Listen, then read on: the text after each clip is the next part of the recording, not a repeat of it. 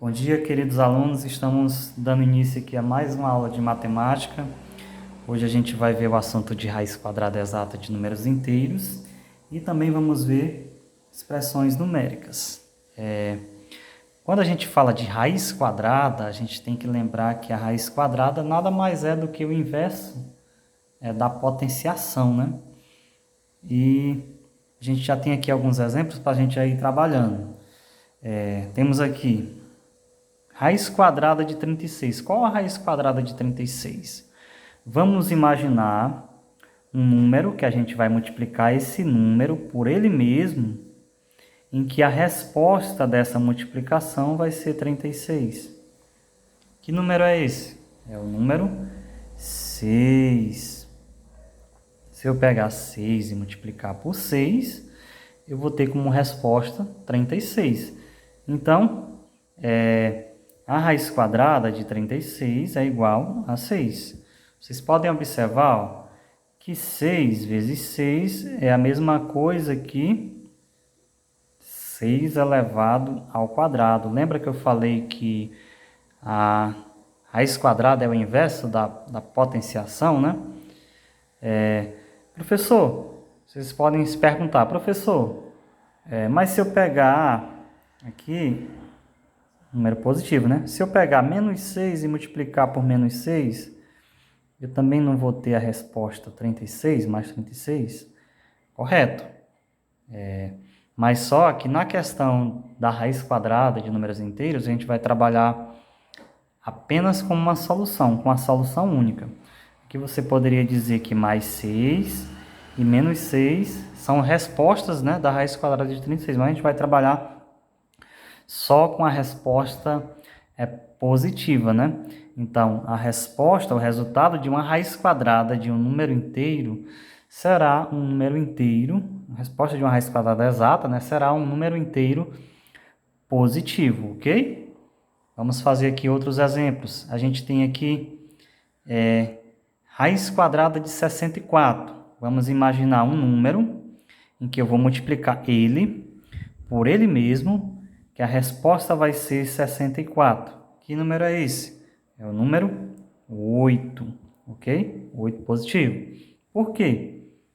Porque 8 vezes 8 é igual a 64, né? Isso aqui é a mesma coisa que o quê?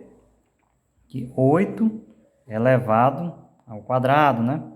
Que dá 64, né? Por isso, a raiz quadrada de 64 é igual a 8. Lembrando, gente, que quando vocês forem fazer o exercício, não precisa colocar detalhadozinho que nem está aqui não, né? Basta somente botar a resposta no final. No caso aqui, ó, raiz quadrada de 64 é igual a 8. Menos raiz quadrada de 25. Vocês podem observar que esse menos aqui ele está fora da raiz, ó. Então a gente vai deixar ele aqui separadinho. E vamos imaginar um número que eu vou multiplicar ele por ele mesmo, que vai dar 25. Esse número é o número inteiro positivo 5, né? Eu não estou colocando o sinal, gente, porque quando o número é positivo, a gente não precisa colocar o sinal. Então, a gente vai ter aqui, ó, menos 25, né? Ó. Então, qual é a raiz quadrada de 25, de menos raiz de 25 vai ser o menos, e a resposta aqui, ó, 5, ok? A resposta da raiz vai ser positiva, mas como o sinalzinho aqui do lado de fora, né, tem um sinal, a gente vai colocar aqui ele na resposta, ok? Essa situação aqui já é diferente, ó. A gente tem a raiz quadrada de menos 9, de um número negativo. Não existe raiz quadrada nos números inteiros, né, de números negativos. Não existe nos inteiros. Por quê? Vamos fazer um teste aqui. Esse quadrado de menos 9, né? Vamos imaginar um número que eu vou multiplicar ele por ele mesmo, que vai dar menos 9. Será que é mais 3? 3 vezes 3, 9. Vai dar 9 positivo, né? Diferente, ó. Aqui é negativo. Será que é menos 3? Também não é, porque menos 3 vezes menos 3 vai dar mais 9. Professor, mas se colocar os sinais diferentes, Se você colocar os sinais diferentes, né? Os números serão diferentes, ó. Isso aqui são números diferentes, ó. Menos 3 é diferente de mais 3. E como a raiz quadrada é o inverso da potenciação, e a potenciação é a multiplicação de fatores iguais, né? Então aqui, ó, menos 3, esse fator aqui é diferente desse outro fator, né? Então isso aqui vai dar menos 9, mas isso aqui não é resposta para isso aqui. Ou seja, eu testei aqui, né? Fiz 3 testes, né? E a gente comprova que realmente não existe resposta para a raiz quadrada de números negativos, ok? A gente tem outra situação aqui, ó. Raiz quadrada de mais 10, né? Também não existe resposta para essa raiz aqui e para vários outros números inteiros. Por quê?